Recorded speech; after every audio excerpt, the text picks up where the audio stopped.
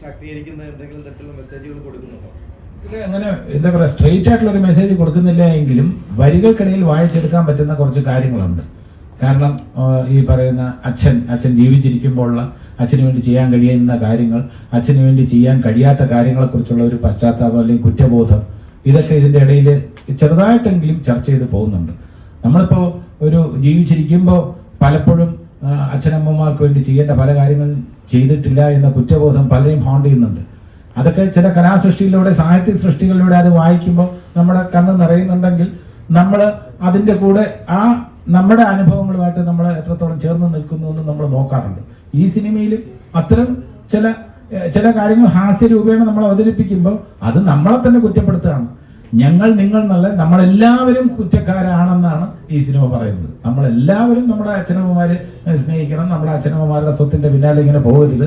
അവിടെ എന്ത് ലൈഫ് എന്ന് പറഞ്ഞാൽ അൾട്ടിമേറ്റ് ആയിട്ട് കുടുംബ ബന്ധങ്ങൾക്ക് വലിയ വാല്യൂ ഉണ്ടെന്നുള്ളത് ഈ ചിത്രത്തിൽ പറയാതെ പറഞ്ഞു പോകുന്നുണ്ട്.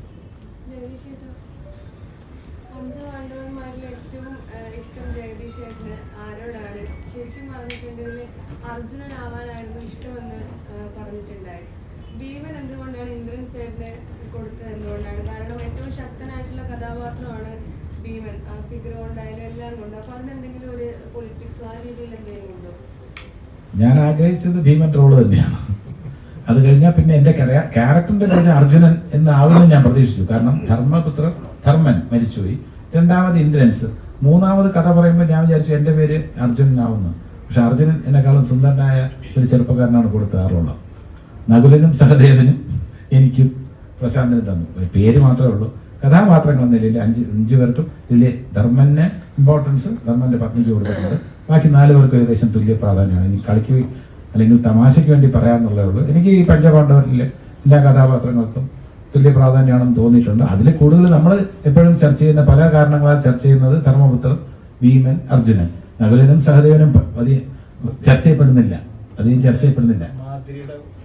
അതെ അതെ അതെ. അപ്പൊ അതുകൊണ്ട് കൂടെ ഒരു വേറെ അമ്മമാരും ഒക്കെ ആയതുകൊണ്ടായിരിക്കാം കൂടുതൽ ചർച്ച ചെയ്യപ്പെടുന്നില്ല.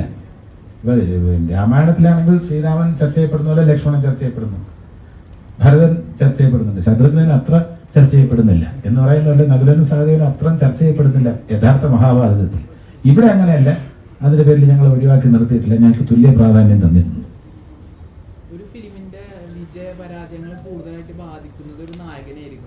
അപ്പൊ ഈയിടായിട്ട് കൂടുതലായിട്ട് പരാജയപ്പെട്ട ധ്യാന്റെ പേര് എടുത്തെടുത്ത് മലയാളികൾ തന്നെ പറഞ്ഞുകൊണ്ടിരിക്കുന്നത്, അദ്ദേഹത്തിന്റെ പേര് എടുത്ത് പറഞ്ഞ അദ്ദേഹത്തിന് ബോംബ് സ്റ്റാർ എന്നാണ് വിശേഷിപ്പിക്കുന്നത്.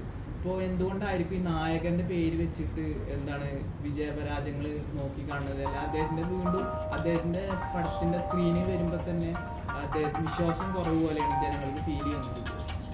അല്ല, അത് ഇത് വ്യക്തിപരമായ ആരെങ്കിലും പരിഹസിക്കുന്നതിനോട് എനിക്ക് യോജിപ്പില്ല. യഥാർത്ഥത്തിൽ ഏത് നായകനാണ് എത്ര സൂപ്പർ ഹിറ്റ് തന്നാലും അദ്ദേഹത്തെ അമാനുഷികനെന്ന് വിശേഷിപ്പിക്കുന്നതിനോടും എനിക്ക് യോജിപ്പില്ല. അതേ അവസരത്തിൽ പരാജയപ്പെട്ടു എന്നതിൻ്റെ പേരിൽ ഒരു നടനെയോ നായകനെയോ പരിഹസിക്കുന്നതിനോടും എനിക്ക് യോജിപ്പില്ല. അത് അങ്ങനെ ആ ഒരു വ്യക്തിപരമായ ആ ഒരു രീതിയിൽ നമ്മൾ കണക്കിലെടുക്കാൻ പറ്റില്ല. പിന്നെ യഥാർത്ഥത്തിൽ ഈ സിനിമകളെല്ലാം തന്നെ നിർമ്മിക്കുമ്പോൾ എല്ലാവർക്കും വലിയ പ്രതീക്ഷകളാണ്.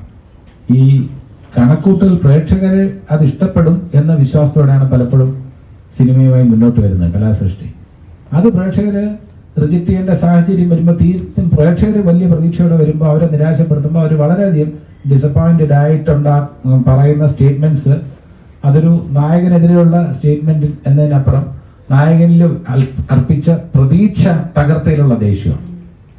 നായകനോടുള്ള ദേഷ്യമല്ല, വ്യക്തിയോട്. ഇനി ഏത് ഹീറോ ആണെങ്കിലും ശരി, അതെന്തെങ്കിലും കാണും എന്ന് വിചാരിച്ച് വന്നിട്ട് ഒന്നുമില്ല എന്ന് വരുമ്പോൾ അത് ഇന്നൊരാള് നാളെ വേറൊരാള് എൻ്റെ ഒരു ചിത്രം എന്തെങ്കിലും ഉണ്ടാവുമെന്ന് പ്രതീക്ഷിച്ച് വന്നിട്ട് ഞാൻ ഇതേപോലെ പ്രൊമോഷനിലൊക്കെ ഇരുന്ന് പറഞ്ഞിട്ട് അവിടെ വരുമ്പോൾ തീർത്തും നിരാശപ്പെടുത്തിയാൽ ആ പ്രതീക്ഷ തകർത്തതിൻ്റെ ഒരു ദേഷ്യമോ എന്തെങ്കിലും ഒരു വികാരമോ നിങ്ങൾക്ക് എന്നോട് ഉണ്ടാവും. അതിൽ ഞാൻ പരിഭവിച്ചിട്ട് കാര്യമില്ല, അത്രേ ഉള്ളൂ. അത് എനിക്കെതിരെയുള്ള അല്ലെങ്കിൽ എന്നോടുള്ള വ്യക്തിപരമായ വിരോധമായിട്ട് ഞാൻ കണക്കാക്കില്ല.